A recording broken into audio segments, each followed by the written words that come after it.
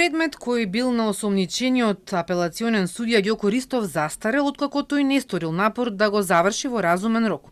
Ова произлегува од увидот во дел од неговите предмети што ги правеле членови на судскиот совет. Името на предметот не беше кажано, но Телма дознава дека станува збор за спецкаса за злоупотребени 820.000 евра од УБК, каде меѓу обвинетите беше и Тони Јакимовски, екс-началник и шеф на кабинет на тогашниот директор на УБК Сашо Мјалков. Година и пол предметот бил во апелација. 16 јавни расправи биле закажани, имало одлагања поради сведоци, поротници, но и други причини. Обвинетите кои во кривичен добиле казни од 3 до 6 години, апелација им ги сменила во алтернативни условни и една ослободителна. Предметот во Врховен стасал во декември, непосредно пред да застари, беше кажано на денешната седница на Судскиот совет. Периодот од денот на преземање на предметот до првото рочиште, зборувам за во апелација, е неразумно долг, 90 дена. Нема образложение од страна на судијата од кои причини, судијата известител, од кои причини се прифатени сведоци, односно дали сведоците кои се предложени не биле познати или достапни во текот на првостепената постапка и немало оценка од страна на советот од кои причини било потребно да се сослушаат овие сведоци. Ово го кажам заради тоа што тоа одзело најмногу време за овие 16 расправи. И периодот на објава до завршување на одлуката е 31 ден.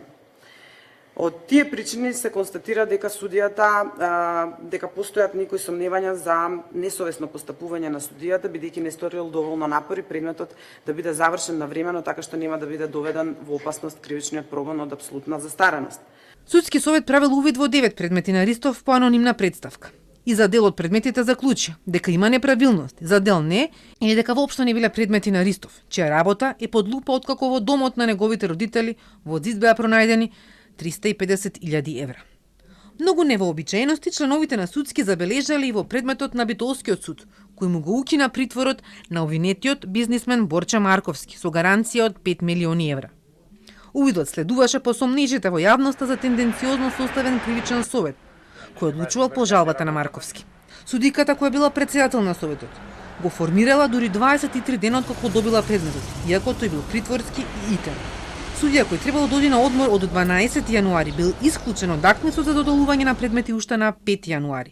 На денот на одлучувањето се одржала седница на кривичниот совет, но советот на записник одлучил дека ќе ја чека одбраната да ги обезбеди сите потребни документи за да одлучи по жалбата, ова цитирам, што исто така сметаме дека како постапување на кривичен совет е малце невообичаен. Несомнено се наметнува заклучокот дека во конкретниот предмет, во делот што се однесува на состав на кривичниот совет, кој не само што одлучувал, туку и председателот кој што постапувал малце невообичаено, постои оправдан простор за загриженост, дека одредени действија на судии во Основниот суд Битола можеби се извршени на начин што би укажал на нестручно и несовесно постапување.